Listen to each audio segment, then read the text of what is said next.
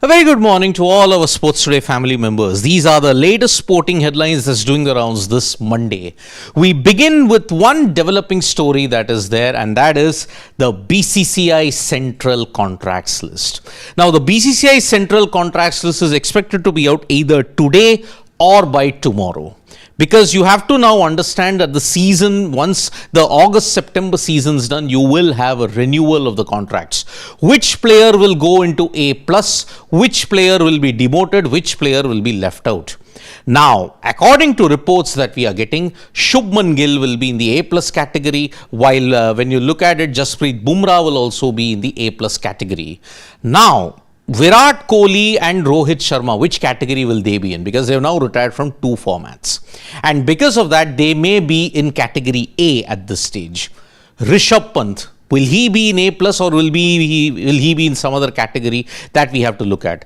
Ishan Kishan also, will he make a comeback into the central contract system? Because he also has been in the wilderness for quite some time now. What will be the status of a Nitish Reddy? What will be the status of a Shreyas Iyer? What will be the status of an Abhishek Sharma? Because Abhishek Sharma is only playing one format. So that is where you will see the entire list who will be in the category. So that is the list we are expecting pretty soon, either today or by tomorrow. Now, the Vijay Hazare Trophy third round of matches has begun, and there is no Virat Kohli and Rohit Sharma for the third round.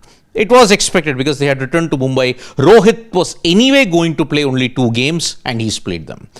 There is no confirmation on whether Virat Kohli will play the January 6th game in against Railways. There is no confirmation about that. So that is why it was rather strange to see that on the bench, Virat Kohli and Rohit Sharma are there for their respective teams. It was very strange indeed.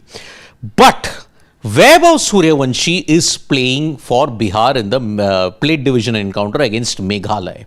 Now, this is probably the last game for Vaibhav Suryavanshi because he will then have to go to South Africa. From January 3 onwards, India under-19 are taking on South Africa, and that is why this is going to be very, very important as to how this goes on. So, Vaibhav Suryavanshi will be there in the South Africa under-19 series, and that's why probably this is his last game before he leaves. So that is the one thing we are looking at. As far as other cricketing news is concerned, New Zealand pace bowler Doug Bracewell has announced his retirement from all forms of cricket.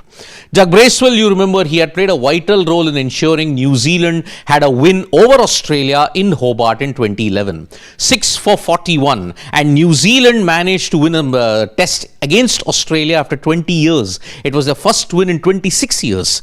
In Australia. So that is why Doug Bracewell will always be remembered, and indeed the Bracewell household has given so many great names for New Zealand cricket and for New Zealand sport. Doug Bracewell is one of them. So yes, happy retirement to Doug Bracewell at this point.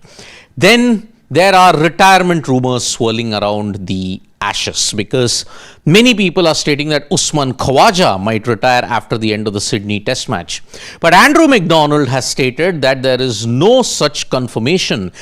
He doesn't know whether Usman Khawaja is going to retire after the end of the Sydney Test match because he did come back for the Adelaide game. He was in good form. He's been under the pump a bit, but Usman Khawaja, whether he will make the decision in Sydney, that remains to be seen at this point in time. Now, we are also expecting the Indian ODI side to be announced on January 3 and 4th, and in that, Jasprit Bumrah and Hardik Pandya might not be added. They are anyway there in the T20 World Cup scheme of things. But Bumrah and Pandya might not be picked because they want to manage the workload heading into the T20 World Cup. Remember, Hardik and Jasprit have been injury prone, and that is why the Indian team management do not want to risk Hardik Pandya and Jasprit Bumrah and playing them in a format which will gain traction only in July. So that is why Hardik and Bumrah might be rested for that particular game as well. Now, Ashes news. Gus Atkinson, the England pacer, has been ruled out of the Sydney Test because of a hamstring injury. Remember, Atkinson did pull up in the Melbourne Test match. He was having that hamstring trouble. So after Jofra Archer and Mark Wood, he has been left out. Now, who will England turn to in Sydney? Will they now get in a spinner? Because maybe in Sydney you may need a spinner, but the wicket has also changed. So that's why that's going to be very interesting as to who makes it to the Sydney Test match at this point. Now, as far as other sports is concerned, Surya Karishma Tamiri has managed to win the National Badminton Championship. She beat Tanvi Sharma. It was kind of a glimpse into the future. Tanvi Sharma is considered to be one of the bright stars in Indian badminton, followed by Unnati Huda, Anmol Kharb, and now Surya Karishma Tamiri. These four girls might be the future of Indian badminton after PV Sindhu. So that's why it was quite a good, interesting on it. Tamiri beat, when you look at Tanvi Sharma, in a very tight tussle and ensured she won the Senior National Badminton Championships. Now, after the end of the World Rapid Championships, rather controversial circumstances, when you look at the women's section, the World Blitz title is going to be played. Now remember, it's a new format. 13 rounds today, 6 rounds tomorrow, followed by the semi-final and the final. That's how it's going to be at this point in time. So, 13 rounds of blitz is going to take place, and King Magnus is basically going to enter the gun for a record 9th blitz title. Remember, he won it in rather dubious circumstances in New York. You would want to eliminate that and do the double.